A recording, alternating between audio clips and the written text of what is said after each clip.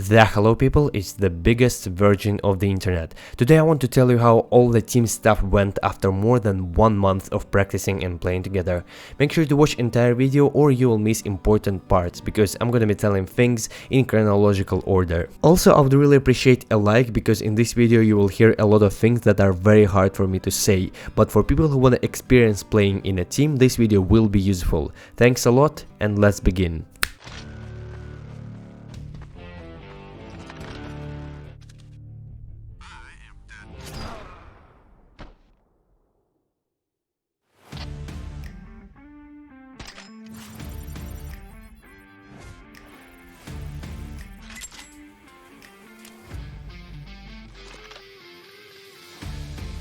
Link in the description gives up to 15% deposit bonus.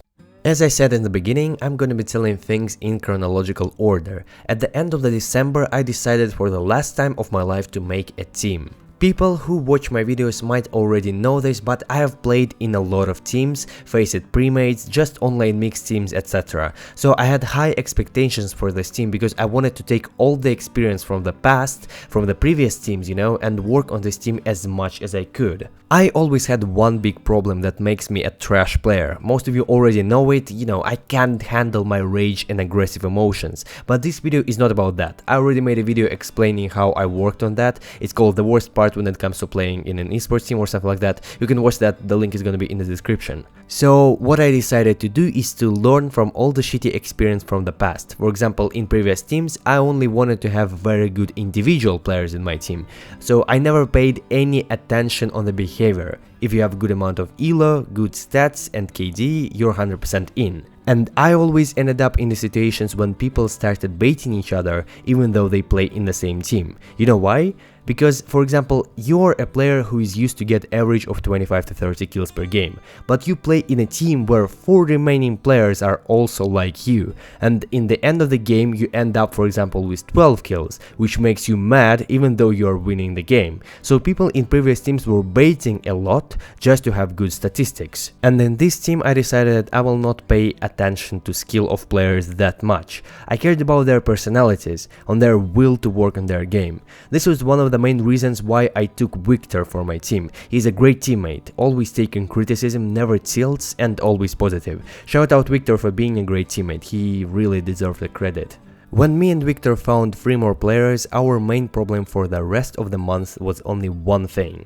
One thing that I physically cannot fight against, cause you can't physically work on that. And that's people lying to play with us. I'm not a famous YouTuber, don't get me wrong, I'm not trying to sound egoistic or something like that, but there have been at least 3 situations of people lying just to play with us. I will explain what I mean by simple example. So we found a guy, he says that he is perfect with this team, he says that he can play 8 hours a day, school doesn't bother him, he doesn't have much homework, he can play entire weekend, he doesn't have any family issues and he is not in a relationship, which means that he will have a lot of time to spend with the team. He plays with us and the next day I'm like, yo, bro, join Discord, we're about to practice. And he goes like, yo, dude, I'm sorry, I'm gonna go to the gym today, so I'm not gonna play right now. The next day I'm like, yo, let's go Discord, let's play. And he goes like, yeah, I can play, but I can't talk because my parents are arguing right now, I'm sorry. Or for example, one guy who I spoke to, he said that he doesn't have school or university, but the day I called him to play, he said that he does homework. Like, what?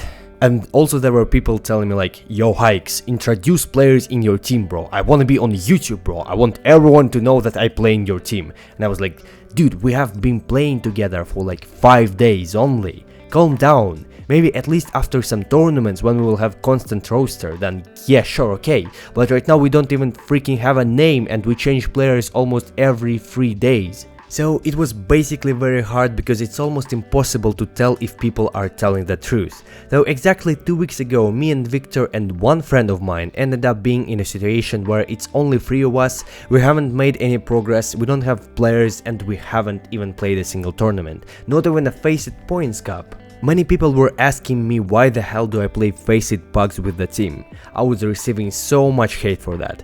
Okay, let me explain. First of all, I made this team as a YouTube project, so I wanted people to see our progress and highlights live. And second of all, I wanted to see how players work together without preparing defaults, smokes and strats. Try to get my points. There were situations when we were losing. Okay, it happens to everyone, and I wanted to see how people are willing to work together. Some players, they started to tilt, but not in an aggressive way. They just stopped giving info, became completely quiet, and like till the end of the game they didn't say a word. Instead of offering to do something, they just went quiet. And you know, that's completely alright, and I'd rather see that happening and work on that during a random pickup game on Faceit than on a tournament, alright?